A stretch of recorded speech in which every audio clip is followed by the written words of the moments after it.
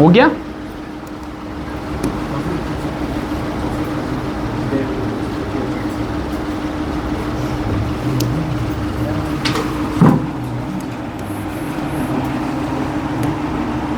अच्छा, नया चैप्टर आपका है ना सर, वेक्टर्स, है ना, पढ़ी थी एक्चुअली वो वेक्टर क्वांटिटी के बारे में, है ना।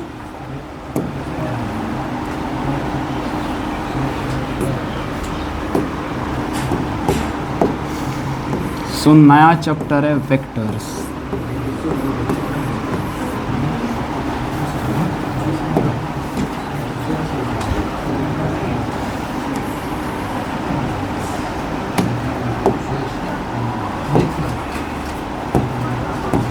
ये किसका फ़ोन है? और ये किसका फ़ोन है? इसको बंद कर दो, जिसका भी फ़ोन है साइलेंट कर दो, ठीक है। ध्यान रखो, नया चैप्टर इससे पहले हमने डिस्कस किया था किसके बारे में सर? फिजिकल क्वांटिटी के बारे में। ध्यान रखो, फिजिकल क्वांटिटी हमने बोला था कोई भी चीज़ जिसको आप क्या कर सकते हो, मेजर कर सकते हो, और जिस पे आप मैथमेटिकल ऑपरेटर्स को अप्लाई कर सकते हो, that quantity is called physical quantity. और यही फिजिकल क्वांटिटी हमने बताई दो प्रकार की है, एक हमारे पास है स्केलर क्वांटिटी, दूसरी हमने बोली ये क्या है सर? वेक्टर क्वांटिटी, ठीक है। स्केलर क्वांटिटी हमने बोला जिसका एक न्यूमेरिकल वैल्यू होता है और कोई भी प्रॉपर डायरेक्शन नहीं होते, स्केलर लॉज को ओबे करता है, ठीक है ना। आपके पास न्यूमेरिकल वैल्यू सिर्फ होता है, मतलब कि मैग्नीट्यूड। वेक्टर वो है जिसका मैग्नीट्यूड भी होगा, ठीक है ना, डायरेक्शन भी होगी आपके पास, और ये ओबे करेगा किनको? वेक्टर लॉज को। वो वेक्टर लॉज क्या है? इसी चैप्टर में आने वाले वक्त में हम वो सारी चीज़ें पढ़ लेंगे, ठीक है। वालेकुम अस्सलाम।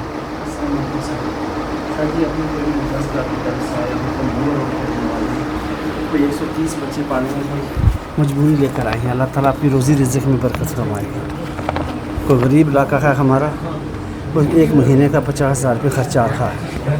सभी भाइयों बेटियों से गुजारिश का कोई दीन के काम के लिए आए हैं, ये कोई दिया हुआ काम आएगा। आप कोई कंट्रीब्यूट करना चाहते हो? आप कोई अगर कोई कंट्रीब्यूट करना चाहता है वो कर सकता है, ठीक है। कोई अल्लाह के घर के लिए अल्लाह ताला आपकी पढ़ाई में कामयाबी अता फरमाएगा, अल्लाह अपनी रोज़ी रिज़्क़ में बरकत फरमाएगा। फिर रिसेप्ट बुक आप इसका रिसेप्ट काटना है किसी को?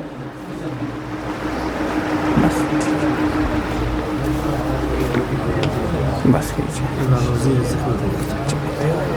आप इसका भी रिसेप्ट दीजिए, इसका मैं रोज़ कर देता हूँ।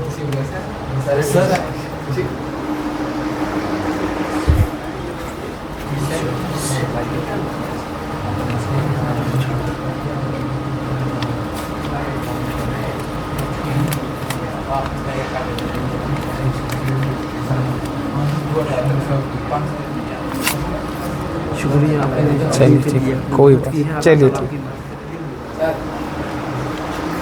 ये लीजिए, और लीजिए, नहीं उधर क्लास चल रही है, बस ये सेम क्लास है। उन्हें पूछ सकते हैं, उधर को टीचर से पूछते हैं। अभी क्लास चल रही नहीं, उधर आप नहीं। अस्सलाम वालेकुम सर।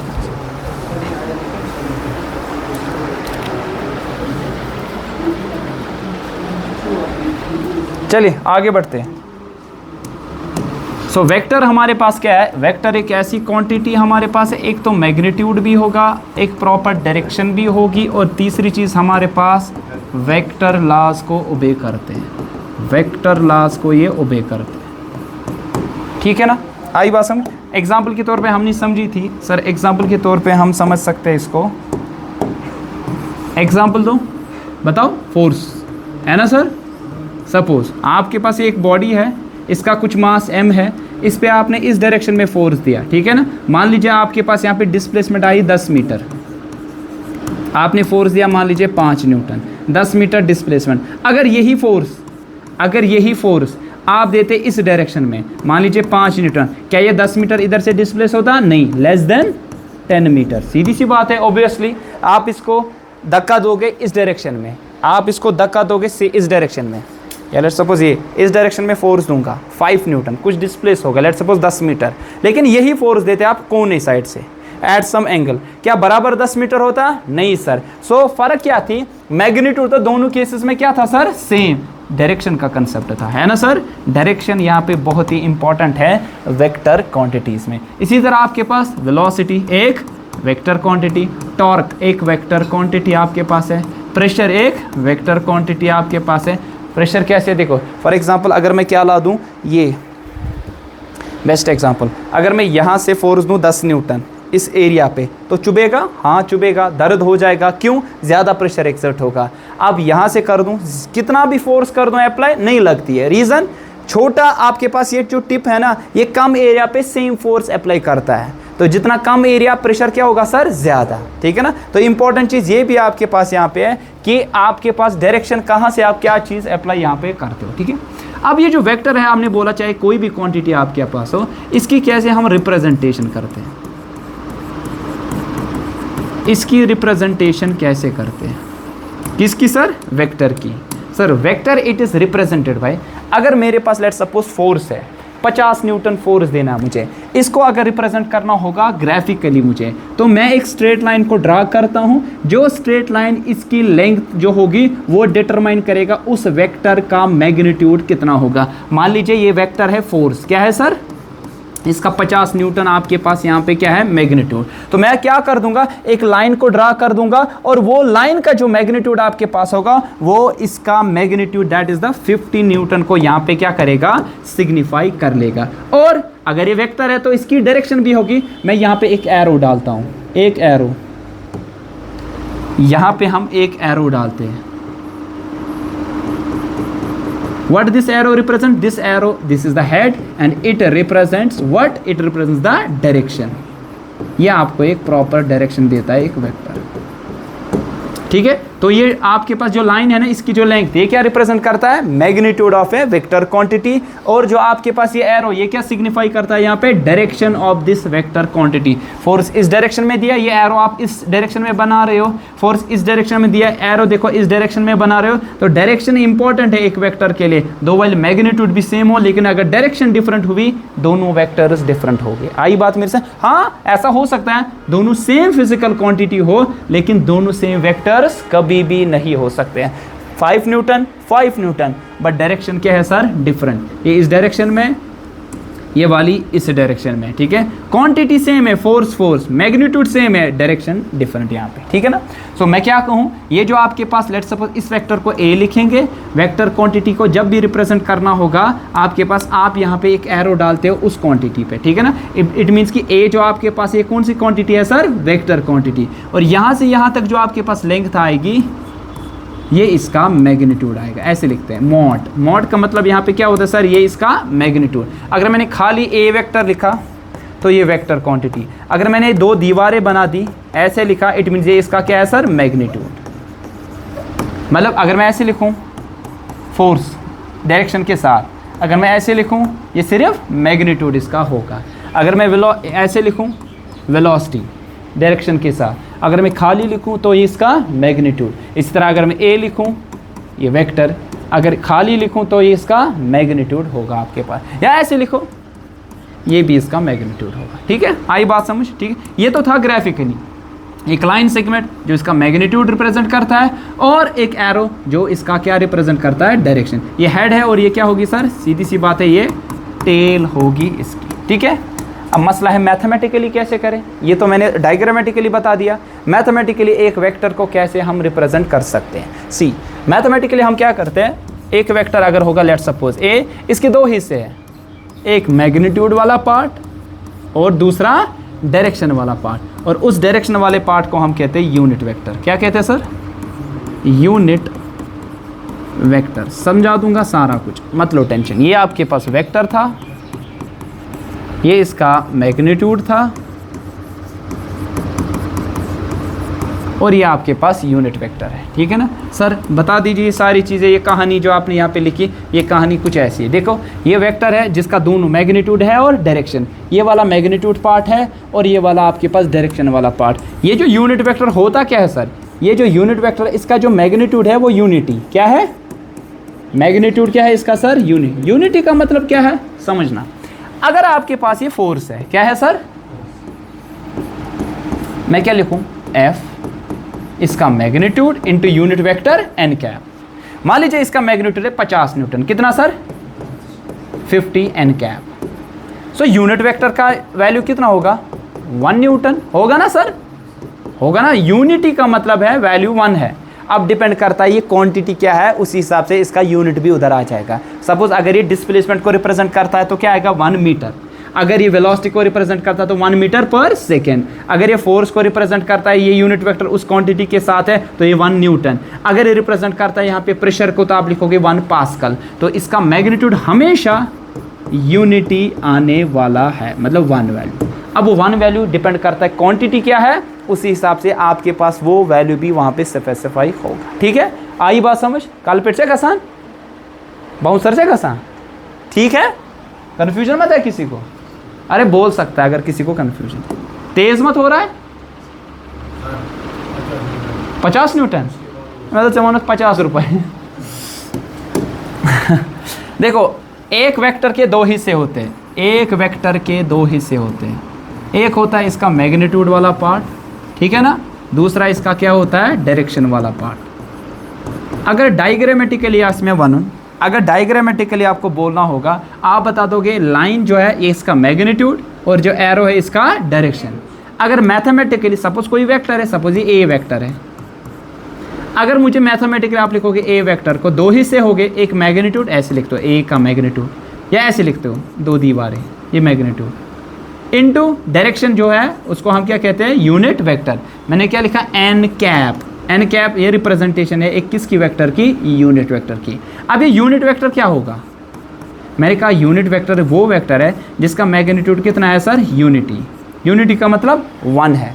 अब डिपेंड करता है क्वांटिटी कौन है, उस हिसाब से आपके पास यहाँ पे फिर यूनिट भी स्पेसिफाई कर दोगे।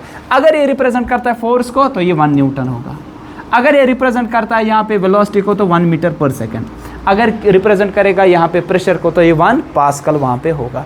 जो जैसी क्वांटिटी उस हिसाब से ये वाला यूनिट फिर उधर आ जाएगा। और हमेशा यूनिट वेक्टर क्या ये प्रोवाइड करता है डायरेक्शन, क्या करता है प्रोवाइड,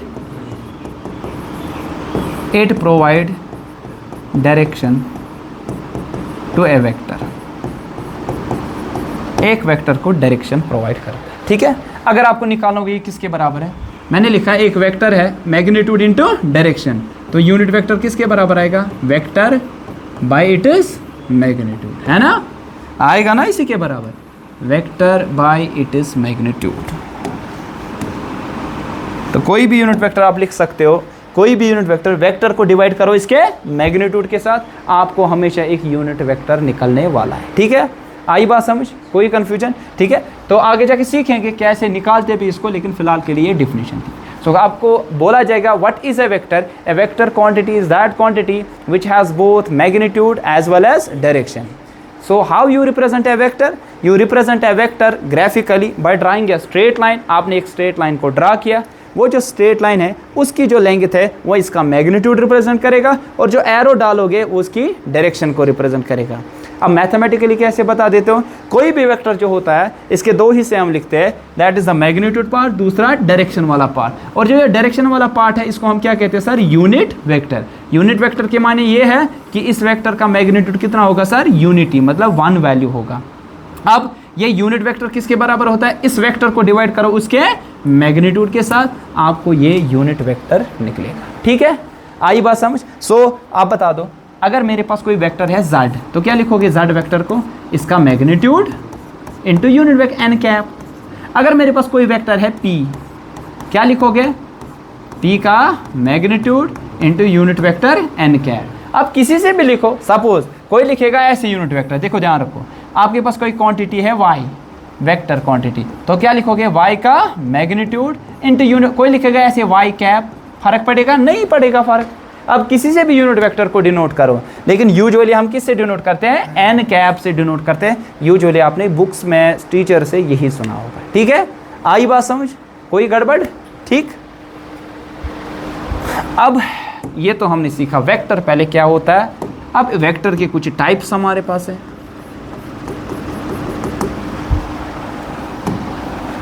टाइप्स ऑफ वेक्टर्स,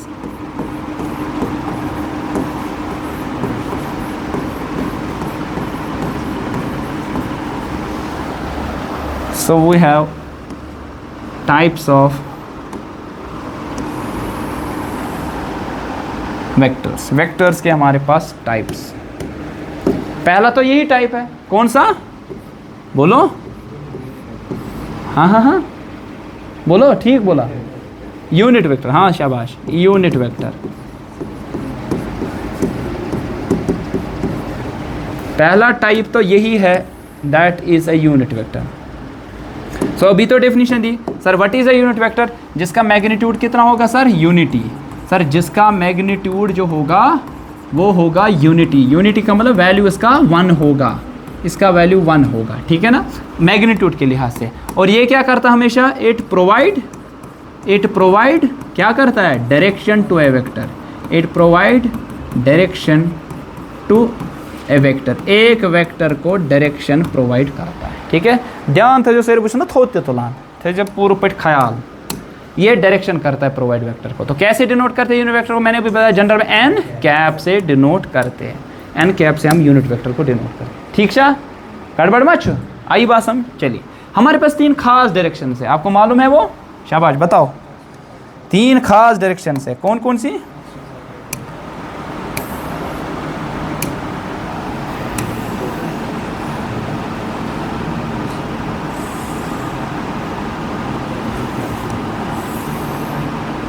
हमारे पास 3 खास डायरेक्शन है, कौन कौन सी, एक्स, वाई और जेड, है ना। इनको क्या कहते हैं सर,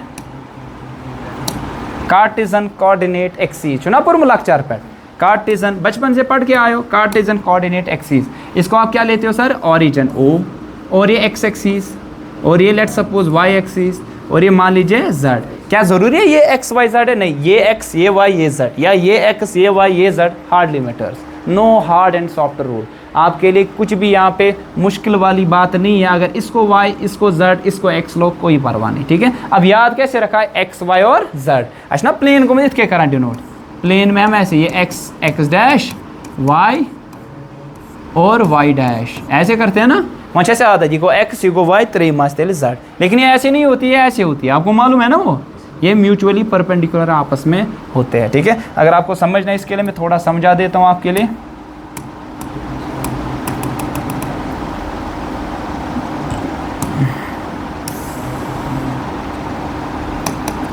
ये कुछ ऐसे होते हैं, आपको मालूम है, ये एक्स एक्सिस और ये वाई एक्सिस और ये जेड एक्सिस, है ना, दे आर म्यूचुअली परपेंडिकुलर। ये इसको परपेंडिकुलर होता है, ये इसको परपेंडिकुलर, और ये आपस में भी परपेंडिकुलर होते हैं। मतलब कि x is perpendicular to y, perpendicular to z, mutually perpendicular to each other, ठीक है। आई बात समझ, कोई कंफ्यूजन।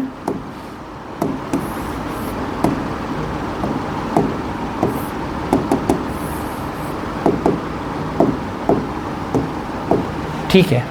अगर 3 खास डायरेक्शंस है तो 3 खास यूनिट वेक्टर्स भी हो गए ना। 3 खास डायरेक्शन है क्योंकि हम यूजुअली रेफरेंस पॉइंट इसी एक्सिस को लेते हैं। तो 3 खास डायरेक्शंस कौन सी है, ओ एक्स है ना सर, और कौन सा है ओ वाई।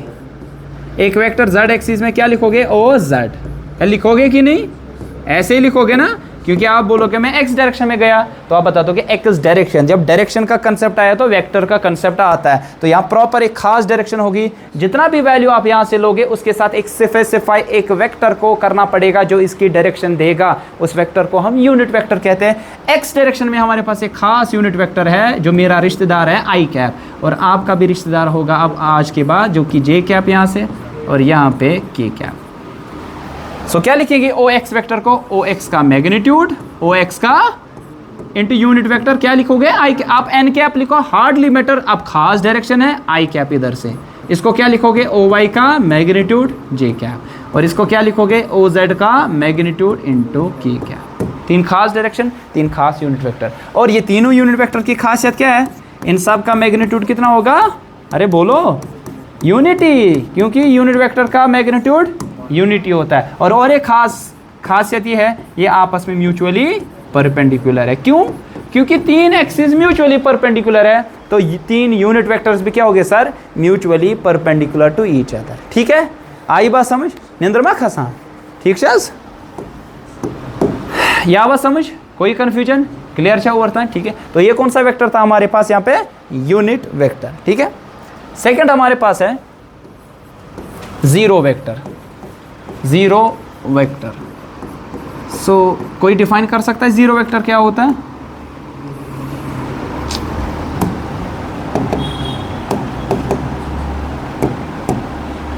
शाबाश बोलो। जीरो वेक्टर क्या होता है?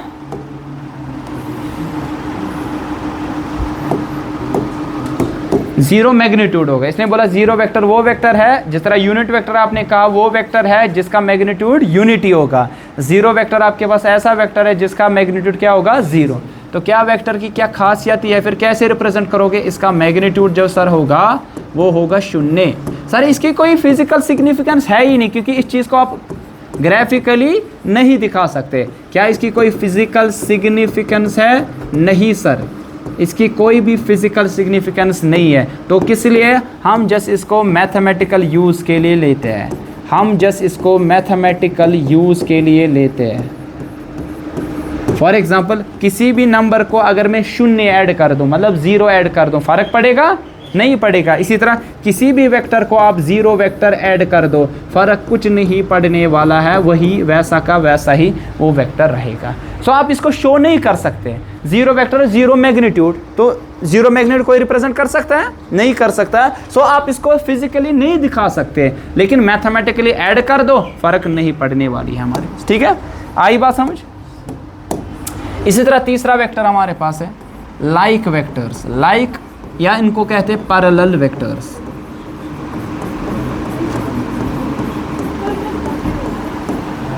लाइक वेक्टर्स या इनको क्या कहते हैं सर? पैरेलल वेक्टर्स भी कहते हैं।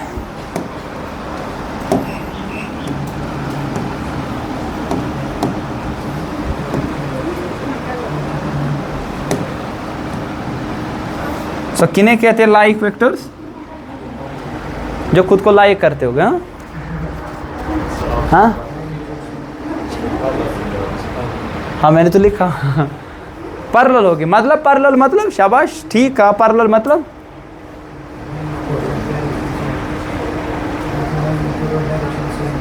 मैग्नीट्यूड और डायरेक्शन सेम होगी। नहीं सर ये गलत है। सर इनका मैग्नीट्यूड हो या ना हो, लेकिन डायरेक्शन क्या होगी सर? सेम। लाइक वेक्टर वो वेक्टर होते हैं जिनकी डायरेक्शन क्या होगी सर?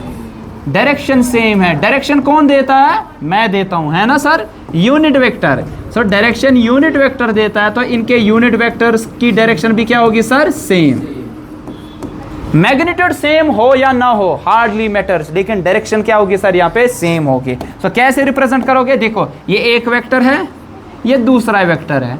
देखो इनका मैग्नीट्यूड सेम है? नहीं सर। ये ए वेक्टर मान लीजिए, ये मान लीजिए ए वेक्टर, और ये मान लीजिए बी वेक्टर। क्या ए वेक्टर यहाँ बराबर है बी वेक्टर के? नहीं बराबर है। क्या मैग्नीट्यूड में बराबर है? नहीं बराबर है। लेकिन इनकी डायरेक्शन दोनों की क्या है सर? सेम। अगर इसका यूनिट वेक्टर है एन कैप, इसका भी क्या होगा सर? एन कैप ही होने वाला है। तो आप लिख सकते हो ए वेक्टर को ए वेक्टर का मैग्नीट्यूड, लेकिन direction n cap. B vector को लिख सकते हो आप बी वेक्टर का magnitude into direction n cap. मैंने क्यों नहीं लिखी n1 कैप n2 कैप? क्योंकि डायरेक्शन क्या है सर? सेम। तो यूनिट वेक्टर्स भी क्या हो गए सर? सेम। तो दोनों वेक्टर सेम नहीं है मैग्नीट्यूड के लिहाज से, लेकिन डायरेक्शन के लिहाज से ये क्या है सर? सेम हो गए। ठीक है, आई बात समझ? कोई कंफ्यूजन? अब इनके दरमियान थीटा कितना होगा? 0 डिग्री, मतलब 0, है ना सर? देखो इनके पैरेलल वेक्टर दरमियान, पैरेलल लाइंस के दरमियान हमेशा एंगल 0, तो पैरेलल वेक्टर्स के दरमियान भी एंगल कितना होगा सर? 0 होगा। ठीक है, आई बात समझ? वरना अगर ऐसा ना हुआ तो इनको क्या कहेंगे सर? अगर ऐसा ना हुआ तो इनको क्या कहेंगे सर? Unlike vectors. क्या कहेंगे? अनलाइक। इनको दूसरा नाम कहते हैं एंटी पैरेलल।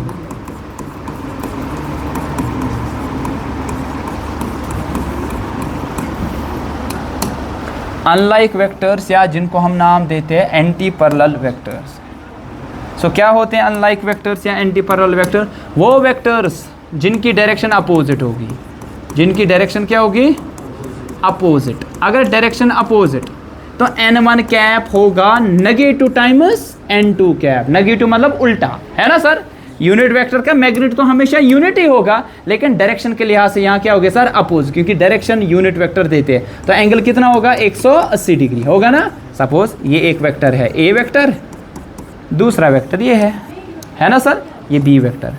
क्या इनका मैग्नीट्यूड जरूरी है सेम होना चाहिए? नहीं सर। लेकिन देखिए इसका यूनिट वेक्टर है ना n1 कैप, इसका यूनिट वेक्टर इधर से n2 कैप। इन दोनों की डायरेक्शन क्या है सर? अपोजिट। तो थीटा कितना होगा? 180 डिग्रीज होगा। ठीक है, आई बात समझ? तो इसी के साथ ही बता दोगे आप इक्वल वेक्टर्स क्या हो गए, है ना सर?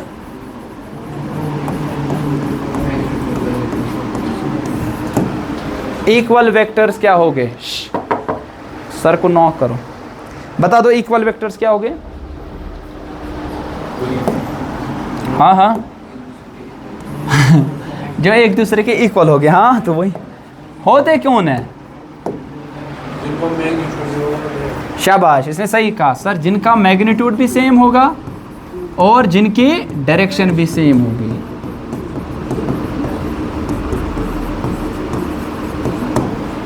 आप उठो, आ जाओ आ जाओ, बना दो इक्वल वेक्टर्स को, आ जाओ उठो उठो जल्दी, दो इक्वल वेक्टर्स को यहाँ ड्रा कर दो। हाँ हाँ कोई बात, ज़्यादा से ज़्यादा नहीं आएगा। चलो मैं हूँ ना उधर ही, आ जा इधर इधर से। हाँ चलो उधर से बना दो वेक्टर्स को जो इक्वल हो गए। इधर बनाओ इधर, हाँ बनाओ। वेक्टर कैसे बनाया अभी? एंटी पैरेलल, हाँ ऐसे टाइप ग्राफिकली। हाँ? कैसे ड्रा करोगे? ये एक वेक्टर, मैग्नीट्यूड इतना ही, दूसरा भी बनाना है मैग्नीट्यूड के हिसाब से, मैग्नीट्यूड सेम है, एरो भी मैंने क्या बना दिया सर? सेम बना दिया। तो ये दोनों वेक्टर्स क्या बन गए? इक्वल।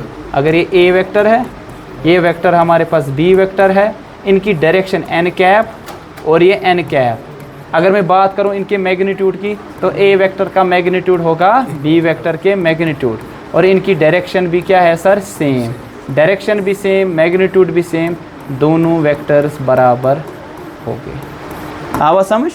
ये डार वर्गो काटून, चलो बैठो, ठीक है? आई बात समझ? इसको बंद कर दो।